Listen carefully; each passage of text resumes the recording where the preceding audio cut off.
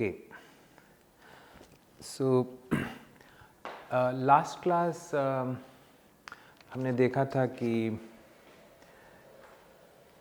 how to distinguish between the two terms, equality and equivalence of two vectors. And in this segment we will talk about कि represent कैसे करना है vector को. Okay, representation of a vector, because this is one of the very important skill that you must develop. आगे जाके अगर problem solve करना है तो दिस स्किल ये बहुत इम्पॉर्टेंट होने वाला है. So let's see what I mean by representation of a vector. और इसको ठीक से समझने के लिए इक्वालिटी को ठीक से समझना बहुत ज़रूरी है, because equality is the main concept which will be used in talking about representation of a vector. Okay, now let's see. पहले ऐसे सोचते हैं कि अगर मुझे किसी को बताना है about a vector, तो मैं क्या करता हूँ. There are two ways. First thing is, अगर मुझे अगर ड्राइंग अवेलेबल है बताने के लिए तो आई विल ड्रॉ समथिंग और उससे बताऊंगा कि ऐसे दिखता है ये वेक्टर. या फिर मेरे पास कुछ ऐसे ऑब्जेक्ट अवेलेबल है, देन आई विल टेल कि अच्छा ऐसे vector, velocity vector is like this. Okay, but that's fine जब तक मुझे खाली क्वालिटेटिव फॉर्म में बताना है. बट उससे मैं कुछ कैलकुलेशन नहीं कर पाऊँगा. I can not do anything quantitatively, है ना. तो वो सब चीज़ें इम्पॉर्टेंट हो जाती हैं in a representation of a vector कि मुझे करना क्या है. Let's see, suppose I have three dimensional world. Okay, remember हम बात करते थे कि मैग्नीट्यूड हो, डायरेक्शन हो, law of addition and scalar multiplication हो एंड डायमेंशन भी हो. These four things basically characterize करते हैं कोई वेक्टर को. So अब सोचिए कि यहाँ पे x, y और z एक्सेस हैं, and in this full course हम हमेशा राइट हैंडेड एक्सेस ही फॉलो करेंगे. इसका मतलब क्या है कि मैं अगर x एक्सिस को y की तरफ मोड़ता हूँ तो जो स्क्रू है that will move in the z direction. So वो actually the movement of the screw will define the direction of the z axis, है ना. तो x को मुझे y की तरफ मोड़ना है ऐसे, and then with the right hand, that is very important, the right hand thumb rule. Okay, then I'll get the direction of z axis. So अब ऐसे में अगर मैं कोई वेक्टर को ड्राइंग के थ्रू रिप्रेजेंट करता हूँ विजुअली, ठीक है, तो ऐसे मैं ड्रॉ कर दूंगा तो ये तो दिख तो जाएगा कि ये एक वेक्टर है ना. बट क्या इससे मुझे सब कुछ पता चलेगा वेक्टर के बारे में? मैं किसी को अगर फ़ोन पे कुछ बताना चाहूँ तो नहीं बता पाऊँगा, right. Then but still this is a very important way to represent a vector, right. So मैं क्या करता हूँ, यहाँ पे एक लिस्ट बना दूँगा कि how many ways we are actually trying to represent a vector. This way, to show something as a picture of an arrow, we will call it as a visual representation or pictorial,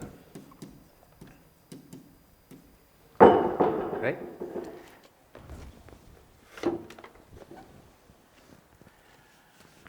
Now और एक representation है ये, जैसे कि हमने लिख दिया a with a bar on it. Okay, so this we will call the symbolic representation.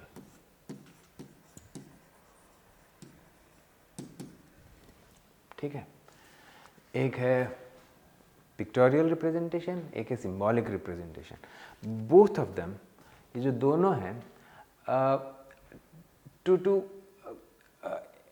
Represent a vector like this, आपको ज़रूरत ही नहीं है एक कोऑर्डिनेट सिस्टम की अब तक, है ना। हम तो ऐसे ही दिखा सकते हैं एक एरो, लेकिन जैसे ही हम कुछ क्वांटिटेटिव करने की कोशिश करेंगे, कुछ कैलकुलेशन करने की कोशिश करेंगे, कुछ मेजरमेंट करने की कोशिश करेंगे, खाली इससे काम नहीं चलेगा, खाली एक एरो या फिर खाली एक सिंबल डालने से काम नहीं चलेगा। So we will have to now quantify things, है ना, कुछ नंबर्स डालने।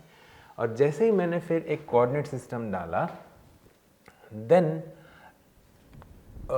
उससे मुझे नंबर्स मिलने शुरू होंगे। जैसे कि इस पॉइंट पे मैं अगर इसके प्रोजेक्शन लेता हूँ, जैसे कि ये अगर ऐसा है, ठीक है, और ऐसा है, और इसका z कोऑर्डिनेट ऐसा है, तो जो टेल ऑफ द वेक्टर है उसका लोकेशन मान लो आप कि a1, b1 and c1 है, और the tip of the vector is मान लो a2 है, b2 है और c2 है,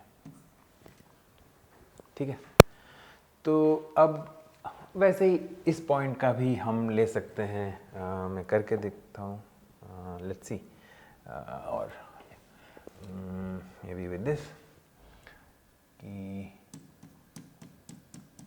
सोचिए कि ये है उसका projection on the XY plane, तो ये हो गया उसका x कोऑर्डिनेट, और ये हो गया उसका, सॉरी,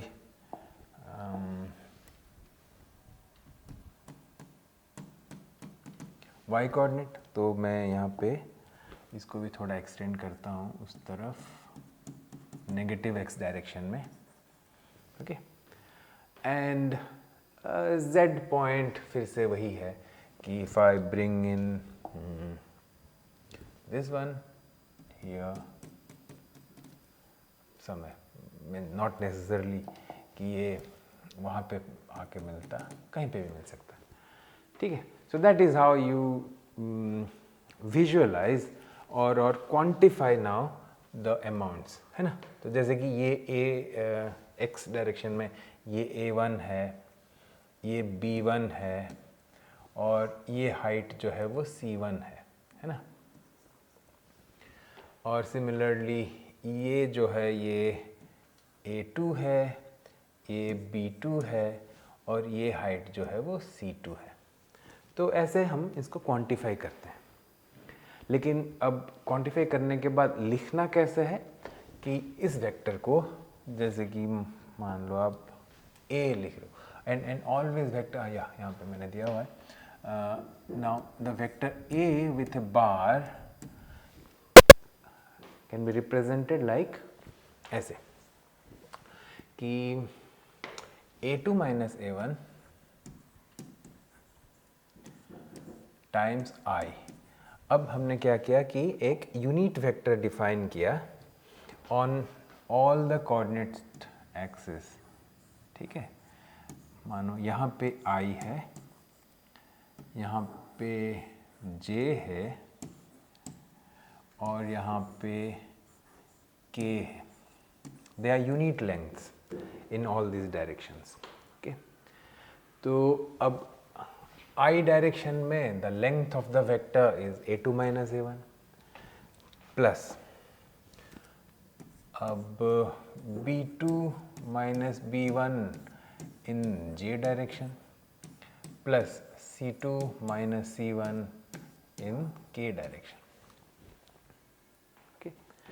नाउ अब टू थिंक अबाउट दिस, जैसे भी ये मतलब in book if you see the problems, ये वेक्टर और ये दिस एरो ये कहीं पे भी दिया रहेगा, ठीक है।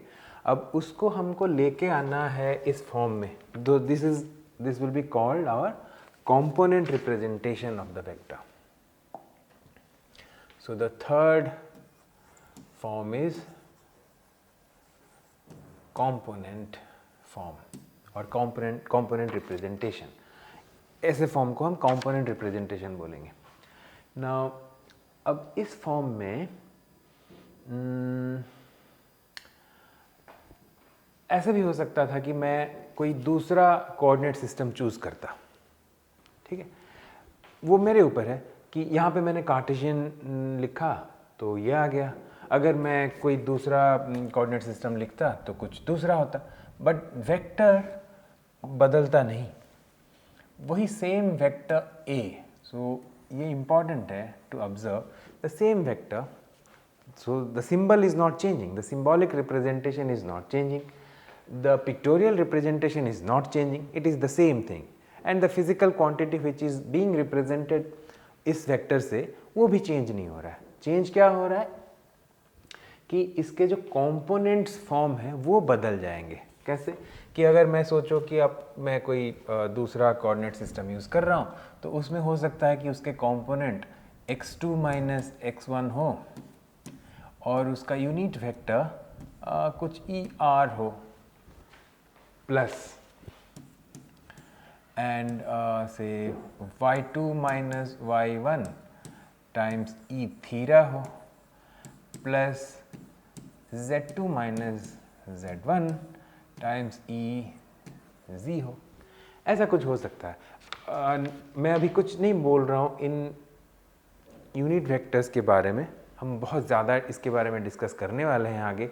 जनरली ये जो रिप्रेजेंटेशन है ये r theta z that is cylindrical coordinates के यूनिट वेक्टर्स को ऐसे रिप्रेजेंट किया जाता है, बट हम बाद में डिस्कस करेंगे। अभी फ़िलहाल के लिए है कि ये कुछ तो हैं जो कि यूनिट वेक्टर्स हैं और उस टर्म में ये कंपोनेंट्स बदल जाएंगे, तो ये कंपोनेंट रिप्रेजेंटेशन जो है वो यूनिक नहीं है फॉर ए गिवन वेक्टर। जैसे ही हमने बदल दिया कोऑर्डिनेट सिस्टम, इनफैक्ट यही कार्टेशियन कोऑर्डिनेट अगर थोड़ा ऐसे कुछ टेढ़ा होता, इसको अगर हम घुमा दें थोड़ा, तब भी ये बदल जाएंगे, ये कंपोनेंट्स जो पार्ट्स हैं वो बदल जाएंगे। So this is not a unique representation for a vector, it gets change. जैसे ही आप चेंज करते रहोगे कोऑर्डिनेट सिस्टम को, ये कंपोनेंट फॉर्म बदलता रहेगा। और जो मैंने बात की थी ना इक्वलिटी की, तो ये students always face problem to represent a vector जो कि दिया रहेगा ऐसे पिक्टोरियली, उसको मैथमेटिकल फॉर्म में, कंपोनेंट फॉर्म में फॉर एग्जांपल रिप्रेजेंट करने में उनको दिक्कत आती है। कि उनको लगता है कि मतलब अब यहाँ पे है तो कैसे, how why should I represent in this form, okay. लेकिन उसको सोचने के लिए what you should do is think like this, any vector which is having the same length, same direction and same dimension will be equal to this vector. So just यहाँ पे उसके parallel में draw करता हूँ, okay. मैंने क्या किया, इसी वेक्टर को यहाँ पे शिफ्ट कर दिया, ऐसे ले आया। तो अब इक्वलिटी के हिसाब से ये भी वेक्टर, सोचो इसका नाम B भी है अगर, तो A is equal to B, right? They're equal vectors, not equivalent, they're equal. Now अब मैंने सब कुछ अगर शिफ्ट कर दिया, A1 को 0 0 0 पे अगर मैं ले आया हूँ तो उसके हिसाब से बाकी सब भी वैसे ही आ जाएंगे। ये टिप जो हो जाएगा ये क्या हो जाएगा, अभी ये A2 माइनस A1 आ जाएगा, फिर B2 minus B2 minus B1 आ जाएगा एंड C2 माइनस C1 आ जाएगा, है ना। This will become the coordinate of that point. अब जनरली स्टूडेंट्स को क्या होता है, इस वेक्टर को ऐसे रिप्रेजेंट करने में उनको कोई दिक्कत नहीं होता है, इस वेक्टर को ऐसे देखने में बहुत सारे स्टूडेंट्स को ये प्रॉब्लम आता है, ओके। अभी तो ऐसे एग्जाम्पल पे एक्चुअली रियलाइज़ नहीं होता है कि ऐसे प्रॉब्लम आएगा, लेकिन जैसे ही एक जनरल प्रॉब्लम में ऐसे एक स्टेप करना होता है, सो दे फेस प्रॉब्लम। सोचो कि ये एक फोर्स दिया होगा यहाँ पे, this arrow represents a force. Then उस फोर्स को जब मैं बोलूँगा कि आप रिप्रेजेंट करो in component form, they start thinking कि ये तो फोर्स यहाँ पे लगा हुआ है, मैं ऐसे कैसे लिख दूँ, क्योंकि ये तो वही है हो गया, जैसे कि यहाँ पे वेक्टर है। तो then you have to think about the equality. Equality मतलब ये दो वेक्टर एग्जैक्टली इक्वल हैं, कुछ भी चेंज नहीं किया हमने। Okay, so that is how you should represent a vector in component form. And then there is another form in which we will be writing a lot, that is called the unit vector form. I'll write here, that's called unit vector form. These are not very standard terminology, हम अपने class के लिए इसको use कर रहे हैं, but even if you use this, people will understand what you are meaning. Okay? तो अब इस फॉर्म में हम कैसे लिख रहे हैं कि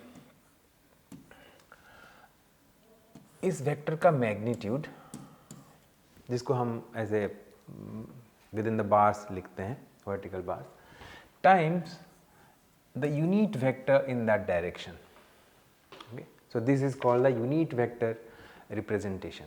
अब ये जो स्मॉल a है, एंड ये कन्वेंशन हम यूज़ करेंगे हमेशा इन दिस क्लास, कि ये कोई भी वेक्टर हो तो हम उसको capital letter with a bar represent करेंगे, और the unit vector in that direction will be represented by the small letter of that thing with a hat. तो अब ये जो यूनिट वेक्टर्स हैं वो कहाँ पे दिखते हैं, जैसे ये होगा ऐसा, ये है मानो ए हैट. सिमिलरली यहाँ पे होगा ए हैट, या फिर बी हैट लिख सकता हूँ. Okay, B hat, but A hat is equal to B hat now. ठीक है. So this is one of the very important way to represent a vector, and this will solve a lot of difficult problems if you just represent a vector which is represented pictorially like that or symbolically like that in this form.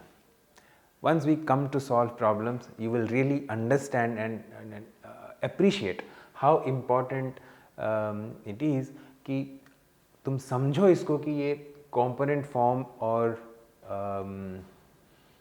Unit vector form, they are actually different but they represent the same vector.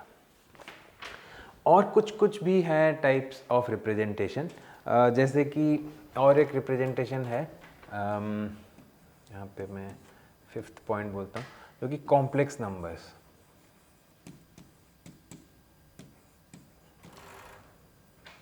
Okay, ये जो form है of representation of a vector, that works only for 2D. अगर 2D पे ही काम करना है, ये बहुत कन्वीनियंट होता है to represent any vector as a complex number, क्योंकि फिर मल्टीप्लिकेशन, एडिशन, फिर उसका फेज एंगल कैलकुलेशन, वो सब बहुत ईजी हो जाता है when we go for representation in a complex number form. Okay, तो वो एक रिप्रेजेंट, बट बिकॉज हम इस कोर्स में mostly we will be dealing with 3D, so we are not going to use this form as such, more or less. कभी कभार अगर ज़रूरत होगा तो यूज़ करेंगे, otherwise no. And there is one more form which I call the like element of a vector space. Now this definition of a vector as element of a vector space. Now vector space क्या है, उसके elements of that vector space क्या है, वो अलग है, मतलब that completely different things. पढ़ोगे इसके बारे में तुम इन मैथमेटिक्स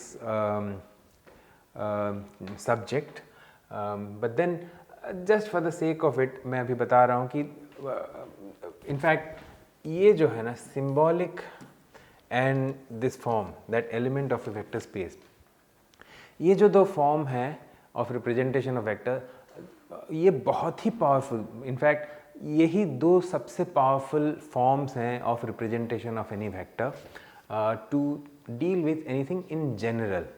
जब हम कोई चीज़ को बहुत जनरलाइजेशन करने की कोशिश करते हैं, जैसे कि कोई थियरी डेवलप करने की कोशिश करते हैं या फिर कोई थियरी को एक्सप्लेन करने की कोशिश करते हैं in general way, not for a specific problem, then ये जो दो फॉर्म है they will be the most powerful tools to represent a vector, not any other form.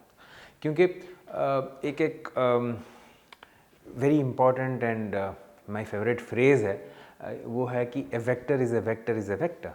Means ये जो फॉर्म है, एरो है या फिर सिंबॉलिक है या फिर element of a vector space है, ये जो फॉर्म है they convey this concept of a vector is a vector is a vector. आप कुछ भी करो, मतलब आपके कैलकुलेशन करने से ये वेक्टर चेंज नहीं होता है, लेकिन कैलकुलेशन करने के लिए you have to put a coordinate system, and coordinate system के साथ ये कंपोनेंट्स बदल जाते हैं, लेकिन इनके बदलने से वेक्टर नहीं बदलता।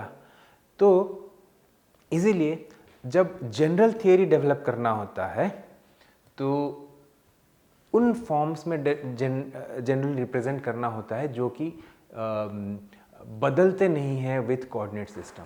सो they are called, there is a term called invariant with respect to coordinate system. So जो forms हैं which are invariant with respect to coordinate system, those forms are very very powerful for general theory development. तो हम तो basically बहुत ज़्यादा problem solving करेंगे, इसीलिए हमको ये जो फॉर्म्स है ना, ये चार form for us in this course, ये जो चार है इनिशियल, ये बहुत ज़्यादा यूज़ में आएंगे, क्योंकि बुक्स में या फिर असाइनमेंट्स में हर जगह पे जब भी मैं कन्वे करूँगा या बुक कन्वे करेगा, so it will be conveyed to you in picture form. But to solve any problem you will have to take it into either of ये कंपोनेंट फॉर्म हो या फिर यूनिट वेक्टर फॉर्म। इस पे आप convert जब करोगे तभी आप इसको यूज़ कर पाओगे। अब कन्वर्ट कैसे करना है और एग्जैक्ट यहाँ पे हमने देखा कि कैसे कंपोनेंट फॉर्म में आना है, बाद में हम दूसरे सेगमेंट्स में देखेंगे कि यूनिट वेक्टर फॉर्म में कैसे जाते हैं, हर एक फॉर्म का एडवांटेजेस क्या है, डिसएडवांटेजेस क्या है। मतलब कुछ जगह पे यही फॉर्म आप लिखोगे तो यूज़फुल होगा, कुछ जगहों पे ये फॉर्म बहुत इजी कर देगा प्रॉब्लम सॉल्विंग को, but if you write in this form it will be very very difficult. तो those things we will discuss in later segments with examples. ठीक है? Okay, so we can stop here for this segment now.